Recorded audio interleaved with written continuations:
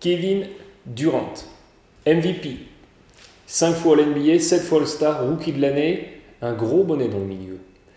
À l'intersaison 2016, il a fait tourner la tête de toutes les franchises de la NBA. Retour sur le parcours du gamin prodige de Washington qui, un matin de juillet 2016, a sonné le glas de son intersaison et a annoncé ce qui s'avérera un coup de tonnerre dans la NBA.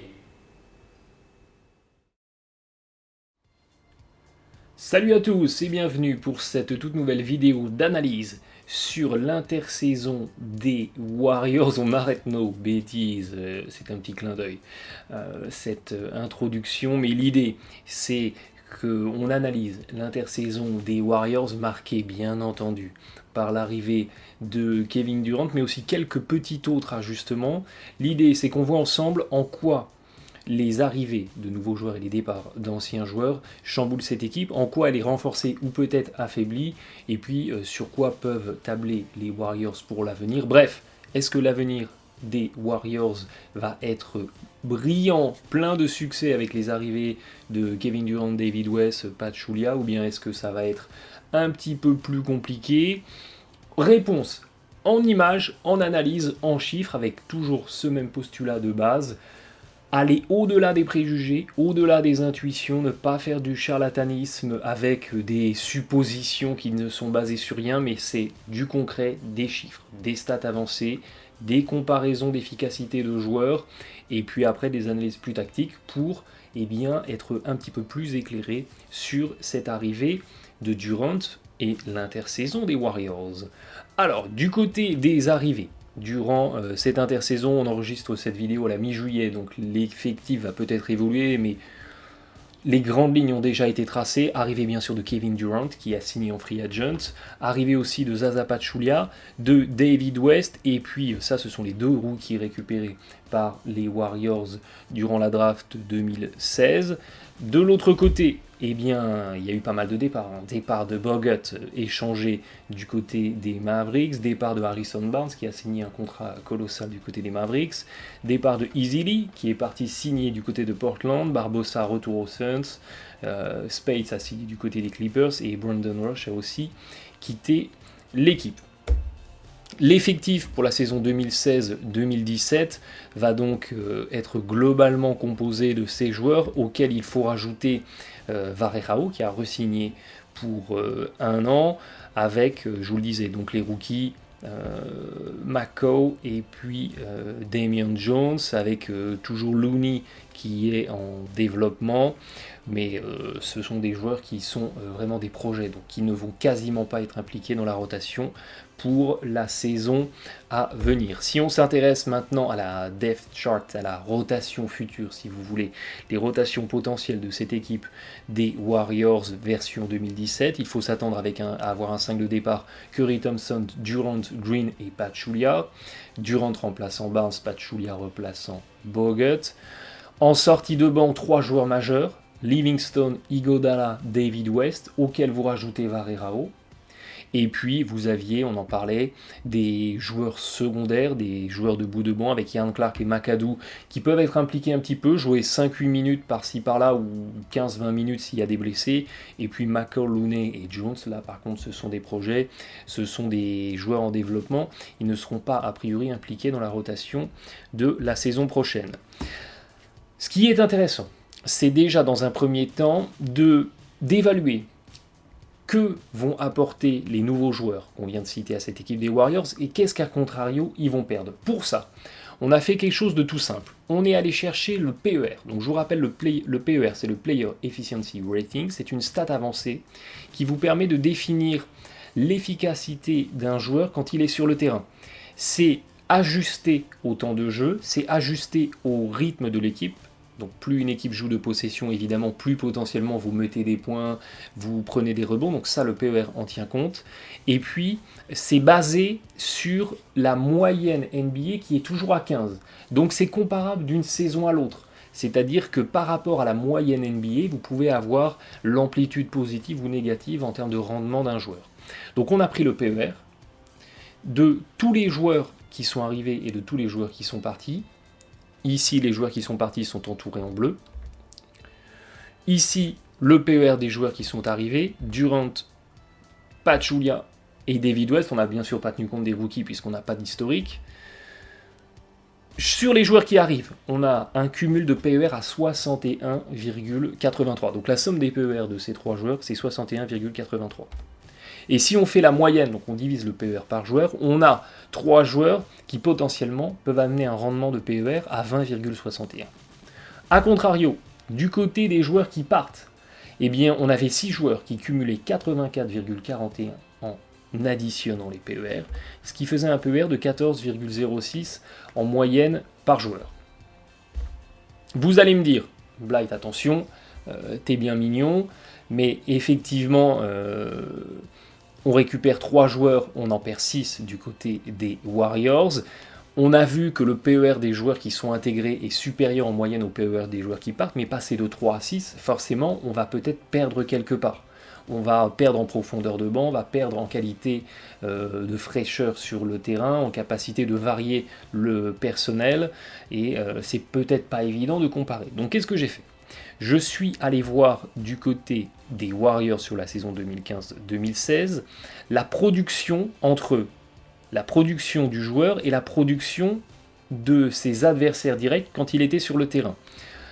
Le site 82games.com vous donne ces statistiques et on est allé additionner finalement le différentiel de production de tous ces joueurs qui partent et de tous ces joueurs qui arrivent pour se rendre compte finalement de à quel point quand ils sont sur le terrain leur impact est positif ou négatif. Donc du côté des joueurs qui partent, on a un différentiel, si vous voulez, de production entre ce que fait le joueur et ce que fait son adversaire direct qui est négatif. On est à moins 6,6. Alors que du côté des joueurs qui arrivent, eh bien, on a un différentiel de production qui est à 21. Ce qui est bien sûr dû à Kevin Durant, mais ce qui est aussi dû à David West, qui a un différentiel positif. Avec Pachulia, c'est un petit peu plus compliqué, mais en gros, on a quand même globalement du positif en différentiel entre tous ces joueurs. Donc ce qui est intéressant, ce que nous montrent finalement les stats avancées, c'est que les 3 joueurs que récupèrent les Warriors, eh bien, ils compensent très très largement le départ des 6 autres joueurs. Là où ça va changer la donne du côté des Warriors, c'est que du côté de Steve Kerr, on avait une rotation qui était facilement par match à 10 voire 11 joueurs. C'est-à-dire qu'on allait impliquer beaucoup de monde dans la rotation. Là, du côté des Warriors, on va avoir une rotation un petit peu plus resserrée. Avec grosso modo, on aura le temps d'en parler quand on visualisera les futurs 5, mais en gros, il y aura un 5 majeur qui va être très sollicité. Il va y avoir Livingstone, Iguodala et West qui vont être relativement beaucoup utilisés en sortie de banc, un petit peu Varerao et après c'est tout. Donc on va avoir une rotation un petit peu plus resserrée. On va s'éloigner un petit peu du fameux strength in numbers, de l'union fait la force, pour retrouver quelque chose proche à ce qu'on trouve un peu dans les autres équipes NBA, une rotation à 8-9 joueurs avec des titulaires qui jouent beaucoup. Donc effectivement, ça peut très bien se passer, à condition qu'il n'y ait pas de blessés. Parce que là, dès que vous avez un effectif un petit peu moins riche en personnel, et bien dès que vous avez une blessure majeure, effectivement, vous encaissez le coup. Et puis, effectivement, on va peut-être un petit peu plus s'user sur la saison régulière, puisqu'on va un petit peu plus solliciter les titulaires. Mais s'il n'y a pas de blessure, s'il n'y a pas de soucis majeurs, les autres équipes fonctionnent également comme ça. Il y aura des jours où les Warriors seront dans des blowouts, ils pourront se faire un petit peu sortir leurs titulaires, les reposer, etc. Donc pour moi, ça n'est pas problématique sur le long terme. Mais effectivement, Golden State va devoir un petit peu se réinventer. En tout cas, la conclusion qu'il faut tirer de ce premier comparatif, c'est que les joueurs qui arrivent compense largement les joueurs qui partent en termes de rendement, en termes d'efficacité sur le terrain. Par contre, on va perdre un petit peu en profondeur, on va plus s'exposer, on va plus solliciter les personnes de qualité, les joueurs de qualité, au risque de les fatiguer un petit peu plus et d'être un petit peu plus pénalisés avec les blessures.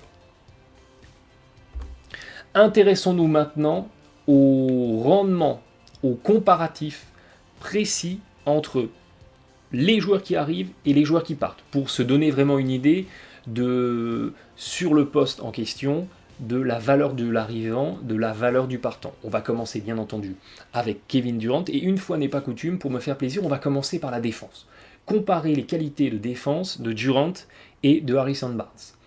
Ce qui est très intéressant, et ce qu'il ne faut jamais occulter, c'est que Kevin Durant est un excellent défenseur. Ça n'est pas beaucoup, malheureusement, développé. Quand on parle de Kevin Durant, on parle de ses qualités de tir, on parle de ses qualités de scoreur, on parle relativement peu de sa défense, et pourtant c'est un excellent défenseur. Deux raisons pour ça, parce que déjà c'est une véritable toile d'araignée, c'est une tentacule, il a des bras énormes, il fait 2m10, 2m, peut-être même 2m12, 2m13, il touche le cercle quasiment sans sauter, donc il a vraiment des segments d'une envergure extraordinaire, ça aide pour contester, ça aide pour gêner, et il joue la plupart du temps face à des joueurs plus petits que lui, donc évidemment il est plus en capacité de les gêner. Regardez ce que nous apprend le site de la NBA, quand vous regardez les qualités de défense de Durant, en moyenne, ses adversaires directs tournent à 44,8%, moyenne NBA. Quand ils affrontent Kevin Durant, eh bien leur pourcentage de réussite il tombe à 38,5. Donc il y a un différentiel de moins 6,3 dès que Durant est en défense sur ses adversaires directs. Donc c'est vraiment une machine à faire chuter les pourcentages de tirs adverses. C'est vrai dans la contestation des 3 points, on retrouve justement ces grands bras, ces grands segments, ces grandes tailles pour contester. Et puis c'est aussi vrai quand vous vous rapprochez du cercle, donc une bonne capacité de contestation près du panier. A contrario, Harrison Barnes, eh bien voyez que c'était beaucoup moins impactant en termes de défense pour ce qui était du profil de Harrison Barnes, puisque toujours du côté des ailiers, on était à 44,8% en moyenne en NBA, et bien ces mêmes joueurs, quand ils affrontaient Barnes, ils étaient à 46,9%. Différentiel de plus 2. Et regardez sur les tirs à 3 points, différentiel de plus 6. Et puis globalement, même quand on se rapproche du cercle, on a un différentiel qui est défavorable à Harrison Barnes. Donc globalement, avec l'arrivée de Durant, les Warriors vont récupérer un meilleur défenseur sur le poste 3. Donc ils vont se renforcer sur le poste de l'ailier en défense. C'est important parce que les Warriors n'étaient plus la forteresse défensive qu'ils étaient il y a encore 2 saisons. Ça restait une bonne équipe de défense, mais ça n'était plus la meilleure défense de la ligue. Donc ils vont retrouver un petit peu de qualité de défense, de qualité de stopping défensif avec l'arrivée de Durant. Ça, c'est un plus. On compare la shooting chart, évidemment là on va parler d'attaque maintenant, vous l'avez compris. Et avec Kevin Durant, il y a un énorme rendement qui s'annonce en attaque, puisque voyez qu'il n'y a pas un compartiment de l'attaque, ça c'est la répartition si vous voulez, des tirs de Kevin Durant sur la saison passée. Eh bien il n'y a pas un segment du terrain. Peut-être ici à 3 points à gauche du cercle, il n'y a pas en tout cas un segment du terrain où sa moyenne au tir est inférieure à la moyenne NBA. Quand vous êtes en blanc, vous êtes dans la moyenne. Dès que vous êtes en vert, plus le vert est foncé, plus vous avez un pourcentage supérieur à la moyenne NBA. Donc clairement, avec Kevin Durant, il récupère un all-around player, un joueur qui peut scorer de tous les endroits du terrain et avec une efficacité qui est supérieure à la moyenne de la ligue. Donc ça, c'est vraiment un énorme renfort, évidemment. Quand on pense à Durant aux Warriors, on pense évidemment à ça, cette capacité de sanctionner à 3 points, cette capacité d'aller sanctionner sur des renversements le long de la ligne de fond, ou même ici dans l'axe. Vous voyez qu'il a un très bon pourcentage à 3 points ici dans l'axe, on est quasiment 40%, mais également le long de la ligne de fond, et même dans les tirs de champ des 2 points longs, on est quasiment aux 50% de réussite, ce qui est énorme. Donc nul doute que Durant apporte, et ça on le savait déjà, mais vraiment c'est le couteau suisse de l'attaque des Warriors, c'est le couteau suisse de la nouvelle attaque des Warriors, il va pouvoir faire tout de tous les endroits du terrain. La répartition maintenant en termes de fréquence, vous voyez que la saison passée, Durant, eh bien, il tirait beaucoup à 3 points, hein. Il tirait pratiquement un tir sur 3 au-delà de la ligne à 3 points, pas mal aussi de 2 points longs ici à 45 degrés. Et puis évidemment des drives vers le cercle. C'est intéressant parce qu'on connaît les Warriors, on sait que c'est une équipe qui aime tirer à 3 points. Il va pouvoir aussi offrir à l'équipe de nouvelles solutions avec des 2 points à mi-distance, notamment à 45 degrés. Pourquoi pas sur du pick and fade, pourquoi pas sur des renversements. Évidemment de très bonne qualité de finition sur de la transition, sur des drives vers le cercle. Je vous le disais, je parlais de couteau suisse de l'attaque avec Kevin Durant, c'est vraiment ça. Il n'y a pas un compartiment de l'attaque qu'il maîtrise un petit peu moins bien. Il va pouvoir vraiment contribuer dans tous les compartiments du jeu de cette équipe des Warriors. A contrario, vous voyez que du côté d'Harrison Barnes, eh bien, c'était un petit peu moins glorieux en attaque, même si ça restait tout à fait correct, avec notamment de belles qualités de finition près du cercle et dans des 2 points longs dans les postes de l'ailier. Par contre, au-delà de la ligne à 3 points, on était clairement dans un rendement moindre, sauf dans l'axe, mais vous voyez que ça concernait assez peu de tirs, seulement 11 3 points marqués sur la saison. Clairement, en attaque, on le savait déjà, c'est une évidence, mais les chiffres le confirment, et c'est toujours bon d'avoir une confirmation chiffrée. Kevin Durant apporte énormément, apporte beaucoup plus qu'un Harrison Barnes. Sélection de tir de Barnes, vous voyez qu'on a fait beaucoup d'attaques près du cercle, des finitions en lay-up, en dunk près du panier, sur tout ce qui est cut. Vous saviez, ces démarquages des Warriors vers le cercle, c'était quelque chose dans lequel Barnes était très impliqué. Ça se revoit dans cette séquence, puisque pratiquement un tiers des tirs tentés par Barnes étaient des tirs au niveau du cercle. Toujours dans nos comparatifs des joueurs qui arrivent et des joueurs qui partent, on va s'intéresser maintenant à l'arrivée de Zaza Pachulia qui remplace Andrew Bogut. Un Pachulia qui sort d'une bonne saison du côté des Mavericks. On regarde les stats avancées, très important quand vous regardez les stats avancées d'un intérieur qui va plutôt être un intérieur défenseur rebondeur. Regardez les qualités de rebond, regardez les qualités de passe, puisque dans le dispositif des Warriors, l'intérieur est pas mal impliqué sur des séquences où il va redistribuer le jeu aux coéquipiers, donc intéressant de regarder les qualités de passe, et puis le pourcentage au tir réel, parce que de temps en temps, Pachulia, il va être servi sur des cuts, sur des alley-oops, donc intéressant de voir sa capacité à transformer ses ballons. 10% en assist, on est en gros à 20% en rebond, 13 en offensif, 26 en défensif. Comparé à Bogut, on avait un joueur qui était un petit peu plus passeur, mais ça, ce n'est pas une surprise, Bogut est un très bon passeur. On était, vous voyez, un petit peu moins bon en rebond offensif du côté de Bogut, globalement identique en rebond défensif, ce qui grosso modo fait que les 2 joueurs matchent quasiment au rebond. Petit avantage pour Pachulia. Par contre, là où Bogut était beaucoup plus précieux, c'est qu'il avait un bien meilleur pourcentage au tir du côté des Warriors. Alors c'est à mettre en perspective, parce que pourquoi Bogut avait un très bon pourcentage? Parce qu'il était super bien servi sur des séquences clés en main, où la défense était focalisée sur les tireurs de l'équipe, et où il se retrouvait tout seul en dessous. Mais c'est en tout cas quelque chose dans lequel il excelle. Du côté de Pachulia, ça sera à confirmer, mais globalement, quand vous comparez comme ça rapidement les 2 joueurs dans leur impact sur le terrain, vous avez 2 joueurs qui globalement apportaient la même chose. Peut-être un petit peu plus de rebond pour Pachulia, un petit peu plus d'efficacité et de passe pour Bogut. Là par contre, où il y a une grande différence, c'est en termes de défense. Vous voyez que Pachulia, grosso modo, face aux adversaires directs en moyenne dans la ligue, ils sont à 47,6, et bien là face à lui ils étaient à 47,9, donc globalement Pachulia il amène une forme de nullité en défense. Il n'est ni pire ni meilleur que les autres défenseurs de la ligue. Là par contre où c'est un tout petit peu inquiétant, c'est que je vous disais, les Warriors ils cherchent un stopper défensif dans leur dispositif autour du pivot, et puis vous voyez que pour ce qui est de contester les tirs près du cercle, Zaza faisait moins bien que la moyenne de la NBA en termes de performance d'attaque. Là où je vous disais ça saute aux yeux, c'est par rapport à Bogut. Vous voyez que Bogut, lui, il fait chuter assez drastiquement le pourcentage au tir de ses adversaires directs par rapport à la moyenne de la ligue, et c'est surtout vrai, c'est très vrai près du cercle, avec sur les tirs à 1 mètre, on va dire à 1m50, un pourcentage pratiquement de 10 points inférieur à la moyenne de la ligue, et sur les tirs jusqu'à 3 mètres, moins 7 points. Donc, en qualité de rebond, et en qualité d'attaque dans les grandes lignes, on a 2 joueurs qui se matchent. Par contre, en qualité de défense, clairement, le départ de Bogut laisse un vide. Zaza Pachulia n'est pas un aussi bon stopper que Andrew Bogut, c'est assez flagrant pour la capacité à contester les tirs près du cercle. Ça augure de quoi? Ça augure sans doute d'une baisse de la capacité défensive des Warriors à contester les drives vers le cercle. On avait vu du côté de Kevin Durant, on a une petite augmentation des qualités de défense.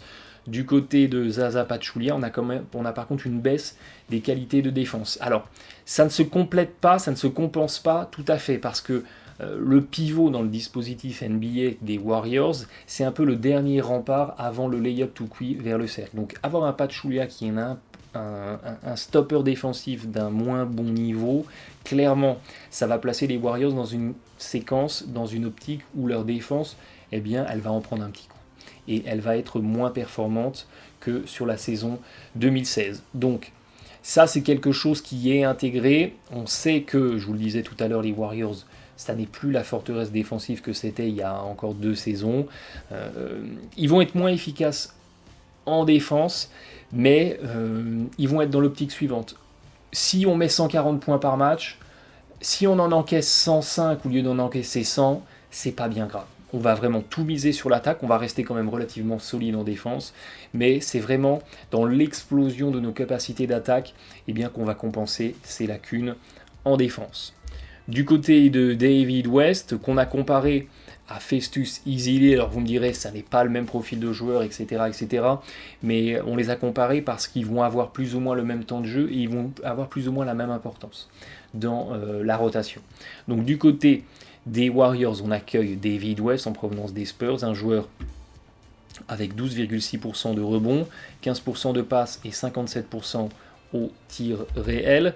Comparé avec Ezeli, clairement, on perd en qualité de rebondeur. Clairement, Ezeli est un bien meilleur rebondeur que David West. Par contre, là où David West apporte un petit peu plus, c'est dans les qualités de passe, dans des qualités à servir les coéquipiers sur des démarquages, sur des ballons qui ressortent pour du tir à 3 points, et sur la capacité de s'écarter, tirer à mi-distance, ou globalement sur des capacités à scorer, puisqu'on est à 57% au tir réel, là où Ezeli était à, on va dire, 56%. Donc on a un petit peu plus de polyvalence avec David West. Par contre, une nouvelle fois, vous voyez qu'en défense, David West, il ne gêne pas particulièrement bien ses adversaires directs. On a un différentiel à 0,4. Idem dans les drives vers le cercle où c'est globalement assez moyen défensivement. Là où Ezeli, lui, apportait un différentiel de moins 3,5%. Donc il gênait bien ses adversaires directs et notamment pour ce qui était de protéger le cercle, d'être une arme de dissuasion avec le contre. Et bien, comme Andrew Bogut, le départ de Ezeli rend les Warriors un petit peu plus vulnérables dans la défense, dans la protection du panier. En s'intéressant aux qualités, aux forces de cette équipe des Warriors, quand on les décompose dans les différentes séquences d'attaque. Les Warriors, ils sont quasiment la meilleure équipe NBA où ils sont dans le top 3 dans quasiment tous les compartiments de l'attaque en NBA. En spot-up, les tirs de champ, ils sont premiers et de loin avec 1,10 points marqués en moyenne par possession. Sur le pick and roll porteur de balle, ils sont premiers avec en moyenne 1 point marqué par possession, même si c'est quelque chose qu'ils exécutent assez peu souvent. Vous voyez, en moyenne 10%, par rapport aux autres moyennes de la ligue, c'est relativement peu, mais ça reste une équipe super efficace sur le pick and roll porteur de balle. Sur les tirs en sortie d'écran, eh bien, cette équipe des Warriors reste l'une des meilleures équipes de la ligue, classée deuxième. Et puis, a contrario, là où l'équipe a quelques lacunes, je ne vous ai pas tout montré, mais globalement, ils sont au top partout, sauf dans 2 compartiments. Le pick and roll poseur de l'écran, quand le poseur de l'écran récupère le ballon, eh bien, vous voyez que là, ils sont dans le dernier tiers de la NBA. Donc clairement, ça n'était pas une équipe qui misait sur le poseur de l'écran, sur le pick and roll. Et puis, sur le jeu au poste bas. Sur le jeu au poste bas, donc c'est la capacité à servir un joueur de haut panier qui va essayer de scorer à partir du poste bas. Là, c'est pareil. L'équipe des Warriors était très très mal classée, vraiment dans la dernière portion de la ligue, en efficacité sur le jeu au poste bas. Donc dans l'attaque des Warriors, des grosses qualités dans tous les compartiments, sauf au poste bas, et quand il s'agit d'impliquer le poseur de l'écran. Ce qui est intéressant, c'est que si vous comparez par rapport à ce que fait bien Kevin Durant, eh bien vous vous rendez compte que pour ce qui est de scorer quand c'est lui qui posait l'écran, donc il récupérait la passe après avoir posé l'écran, eh bien il affiche une moyenne de 66, un indice si vous voulez de 66 sur 100. Donc il est globalement dans le premier tiers de la ligue. Donc clairement les Warriors, eh bien, ils vont pouvoir utiliser Kevin Durant sur du pick and roll quand c'est lui qui va poser l'écran. Ça va amener une arme en plus qu'ils n'avaient pas sur la saison passée. Et puis sur le jeu de haut panier, sur les séquences d'attaque à partir du poste bas, eh bien Durant, il est quasiment le meilleur joueur NBA en termes d'efficacité. C'est quelque chose qu'il faisait assez peu, seulement 8% du temps quand vous comparez par rapport à un Kevin Love par exemple. Vous me direz, ils n'ont pas le même profil, je suis tout à fait d'accord, mais vous voyez que c'est 3 fois moins que Kevin Love, avec pourtant une superbe efficacité, 1,23 points en moyenne par possession. Donc là aussi, sur l'une des faiblesses majeures des Warriors, Kevin Durant arrive avec une capacité à compenser cette faiblesse et à amener une arme en plus à cette équipe des Warriors. Ça va être très très très intéressant parce que les Warriors, ils vont pouvoir utiliser sur plein de séquences Kevin Durant au poste bas. À partir de poste bas, il va pouvoir être une espèce de pierre angulaire, un relais, pour aller servir les coéquipiers qui vont se démarquer à 3 points sur des sorties d'écran, qui vont couper vers le cercle. Ça créera une solution de passe, 2 solutions de passe, et si derrière on n'a pas trouvé la bonne passe, eh bien, on va pouvoir aller jouer le 1 contre 1 et marquer à partir du poste bas. Donc là encore, Durant apporte des solutions supplémentaires aux Warriors. Et puis regardez pour ce qui est des tirs de champ, qui est l'une des armes principales des Warriors, eh bien on a un Durant à 88, donc clairement il peut d'emblée s'intégrer dans le dispositif des Warriors. Intéressant de s'intéresser aussi au rendement par position. La saison passée, en gros, il a joué 70% du temps sur le poste de l'ailier et puis 30% de son temps de jeu sur le poste de power forward. Alors les pourcentages que vous avez là, c'est sur le temps de jeu global de toute l'équipe. Donc en gros 50% du temps du côté du Thunder, Durant était sur le terrain sur le poste de l'ailier et 15% sur le poste de l'ailier fort. Mais globalement, dans son temps de jeu à lui, eh bien, il faut faire une petite règle de 3, amener ça à 100%, mais en gros, vous avez 70% en ailier, 30% en ailier fort. Ce qui est intéressant, c'est que sur le poste de l'ailier fort, eh bien, vous voyez que le PER de Durant, il a été très très très élevé, là où le PER de ses adversaires directs, eh bien, restait relativement bas, en dessous de la moyenne. Ce qui fait qu'au final, eh bien, il avait un avantage comparatif en termes d'efficacité, de production par position, qui est nettement favorable, que ce soit sur le poste de l'ailier, mais c'est encore plus vrai sur le poste de l'ailier fort. Pourquoi c'est intéressant, cette stat? Parce que quand on va s'intéresser aux 5 de cette équipe des Warriors, le futur 5, il y a pour moi 2 cas de figure. Il va y avoir le 5 de départ classique, avec Curry, Thompson, Durant, Green et Pachulia. Et puis il va y avoir derrière le fameux 5 de la mort, le 5 ultra small ball avec Curry, Thompson, Iguodala, Durant en 4 et Green en 5. C'est ce que l'année dernière on appelait on appelait ça le 5 de la mort, le 5 small ball de la mort. C'était celui-ci.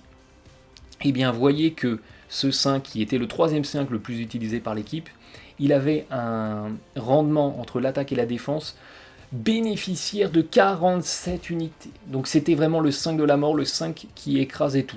Ça, ce sont les stats de saison régulière. On a vu les limites de 5 notamment dans les finales NBA, mais en saison régulière, c'était le 5 qui écrasait tout. Et pourquoi je vous disais que le fait que Kevin Durant, eh bien, il soit très efficace sur le poste 4, eh bien, c'est que ce 5-là va être beaucoup utilisé, le 5 small ball, sans doute le plus utilisé derrière le 5 de départ. Ce qui veut donc dire que Durant, qui va jouer relativement souvent 4, plus que l'année dernière du côté du Thunder, et le fait qu'il soit déjà très à l'aise sur ce poste 4, eh bien c'est encore un gros plus pour cette équipe des Warriors. Évidemment, avec une raquette composée de Durant et Green, on va avoir une attaque qui est très très très écartée. 5 joueurs qui jouent face au cercle, mais avec de temps en temps Durant eh bien, qui sera dans des séquences en poste bas. Ça va être très très compliqué à défendre pour les attaques pour les défenses adverses, parce que par séquence, vous aurez Durant qui va sortir au-delà de la ligne à 3 points, qui va être sur des réceptions tirs, qui va à contrario après aller poster de haut panier. Il y a beaucoup plus de polyvalence avec Durant dans ce 5 qu'il n'y en avait l'année dernière avec Harrison Barnes par exemple, qui faisait de temps en temps des postes, qui faisait de temps en temps du 1 contre 1, qui faisait de temps en temps du face-up, du jeu face au cercle, mais avec une efficacité moindre. Là, c'est Durant, et on a vu qu'en termes de rendement dans ces compartiments-là, eh bien, il était au top. Encore un renfort, encore de la polyvalence en plus pour les Warriors, encore potentiellement eh bien, une source d'amélioration des qualités d'attaque. On s'intéresse maintenant au banc. Là où, on en a parlé tout à l'heure, les Warriors vont peut-être être en difficulté parce qu'ils ont perdu quand même pas mal de monde, notamment des joueurs de remplacement, des joueurs de complément. Le banc s'est pas mal vidé, c'est pas mal appauvri. Là où les Warriors peuvent avoir une problématique, c'est dans la capacité à effectivement garder un banc compétitif. Ça, c'était la saison passée. Ils avaient le banc le plus efficace de la ligue en attaque. A contrario, ils avaient un banc dans le milieu de tableau pour ce qui est d'être dans les segments défensifs. Donc toute la problématique de cette équipe des Warriors, ça va être de maintenir un rendement offensif relativement élevé du côté du banc, essayer d'impliquer les Livingston, d'impliquer les Iguodala, d'impliquer les David West, d'impliquer un petit peu Varerao, mais en tout cas le banc doit pouvoir continuer à contribuer en attaque et puis limiter la casse en défense. Nul doute que le banc des Warriors va s'affaiblir sur la saison prochaine. Je serais très très très surpris de les voir revenir à ce niveau-là d'efficacité offensive pour ce qui est des joueurs de remplacement, mais c'était une force du côté des Warriors, donc c'est quelque chose qui doit se conserver, qui doit être maintenu dans la saison 2016-2017. Nul doute que la qualité du banc va baisser, que le rendement du banc va baisser, puisqu'on va à contrario impliquer un petit peu plus les titulaires. Donc moi je suis convaincu qu'on va avoir un 5 majeur avec un rendement encore plus impressionnant en attaque et encore plus impressionnant en défense la saison prochaine, mais à contrario un banc qui va un petit peu se tasser, être moins pertinent en attaque, sans doute se stabiliser en défense, augmentation des qualités du 5, diminution des qualités du banc, au final ça s'équilibre et on devrait être dans la continuité sur la saison prochaine. Donc on l'a vu, hein, après toute une série de stats avancées, clairement l'arrivée de Kevin Durant catapulte l'attaque des Warriors qui était déjà jusque-là excellente. Tout ce que les Warriors faisaient déjà bien, Kevin Durant eh bien, le fait très bien lui aussi. Donc il va pouvoir immédiatement s'intégrer dans le dispositif des Warriors. Imaginez des séquences avec des démarquages sans ballon pour Kevin Durant, des renversements pour Kevin Durant le long de la ligne de fond, de la transition où Kevin Durant va finir en contre-attaque, des séquences de pick and roll où Kevin Durant pose l'écran, après ouvre, récupère le ballon, il attaque le cercle, il ressort sur des coéquipiers. Bref, les solutions, elles sont multiples. Ce qui va changer pour lui, c'est qu'il va découvrir les joies et les merveilles de l'attaque sans ballon, de la valorisation du côté faible. C'est vrai que du côté du Thunder, dès qu'on était à l'opposé du ballon, on restait statique, on ne faisait rien. Là, du côté des Warriors, c'est tout l'inverse. Donc ça va être extrêmement intéressant de voir Kevin Durant évoluer dans ce dispositif-là. Après, il n'y a absolument rien à craindre de la capacité de Kevin Durant à s'intégrer dans le dispositif des Warriors, parce que ça n'est pas un joueur qui a tendance à tirer la couverture à lui. Il suffit de voir du côté du Thunder, toutes ces années passées à côté de Westbrook, qui lui avait tendance par contre à beaucoup monopoliser le ballon, à beaucoup tirer la couverture à lui, ça n'a jamais posé problème. Kevin Durant n'a jamais été vraiment gêné par le fait que d'autres joueurs monopolisaient plus le ballon que lui. Donc ça va être le cas du côté des Warriors. Il ne va pas être le franchise player, c'est Steph Curry. Il va avoir le ballon beaucoup moins en main que du côté du Thunder, mais dans ce qu'il peut faire en attaque, de la réception tir, des drives, marqués au poste bas, eh bien il aura toutes ses cartes à jouer du côté des Warriors. Donc je ne me fais aucune illusion sur la capacité de Durant à s'intégrer dans le collectif des Warriors, ça va bien se passer. Le jeu des Warriors colle au jeu de Durant et je vous ai montré que toutes les petites lacunes que pouvaient avoir les Warriors, eh bien, ce sont des lacunes dans des compartiments que Kevin Durant maîtrise à merveille. Donc il peut clairement encore augmenter le niveau de l'attaque des Warriors en sublimant encore l'équipe dans des compartiments qu'il maîtrisait déjà très bien et en gommant un petit peu les petites faiblesses dans des compartiments un petit peu moins bons comme le pick and roll porteur de balle et puis le jeu au poste bas. Ce qui est sûr, c'est que les Warriors, ils ont perdu en profondeur. Strength in numbers sera toujours vrai, mais ça sera plus dans une rotation à 10, 11, ça sera dans une rotation à 8 voire 9. Donc on en a parlé au début, ça impose que les Warriors, eh bien, ils restent en forme, parce qu'un joueur majeur qui se blesse sur une relative longue durée, il n'y aura pas derrière un joueur de substitution de qualité pour compenser. Donc il faut impérativement que ces Warriors ils restent en forme, qu'ils soient épargnés par les blessures. Et puis globalement, les joueurs majeurs vont être un petit peu plus usés car plus sollicités. Donc ça c'est quelque chose qu'il faut intégrer. Maintenant, comme je vous le disais, ça n'est pas très très différent que de 90 voire 95% des franchises NBA qui ont des rotations à 8-9 joueurs. Mais clairement, de ce côté-là, côté Warriors, on a perdu. Là où on a pour moi le plus perdu, c'est dans des qualités de défense. Déjà, la saison passée, les Warriors avaient perdu un petit peu en qualité de défense. Là, sur la saison 2017 qui s'annonce, clairement, le départ de Bogut et le départ de Easy Lee va priver cette équipe des Warriors de stoppers défensifs, d'espèces d'encre dans la raquette qui pouvaient contester les lay-ups adverses, qui pouvaient contester les tentatives de tir près du cercle. Ça va manquer aux Warriors. Donc clairement, il faut s'attendre à ce que les Warriors ne soient plus dans le top 5 en termes de qualité de défense, même si Kevin Durant, on l'a vu, il apporte beaucoup par rapport à Barnes dans des capacités de défense, mais globalement, les Warriors, ils vont prendre un petit peu plus de points dans la peinture. Il ne faut pas se le cacher, c'est ce qui va se passer. Là où ils vont tirer leur épingle du jeu, en tout cas, ils vont raisonner comme ça, c'est ce que je vous disais tout à l'heure, ils vont se dire, ok, on va prendre un petit peu plus de points, au lieu d'en encaisser 100, on va peut-être en encaisser 105, vous me direz c'est que 5 points, mais c'est un écart énorme, en fait, ça vous fait passer du top 5 au top 20 quasiment dans la NBA, mais derrière, au lieu d'être à 110, 115 points marqués par match, on va être à 120, 125. Ça va vraiment être tout pour l'attaque, ça va être une orgie offensive. Et l'écart finalement entre les Warriors et l'adversaire, eh bien il va être maintenu. En tout cas, les Warriors ne pourront solutionner leurs problématiques de défense qu'en maximisant encore leurs solutions d'attaque. Avec Kevin Durant, ils en prennent bonne voie, mais attention à ne pas non plus être trop affaibli en défense parce que à un moment, ça peut être préjudiciable, notamment dans des matchs où il y a des pannes d'adresse ou quand vous êtes face aux bonnes attaques adverses et notamment face à des attaques qui sont en capacité de faire provoquer des fautes, de mettre vos joueurs en foul trouble et de perturber un petit peu l'ordre et la rotation de l'équipe.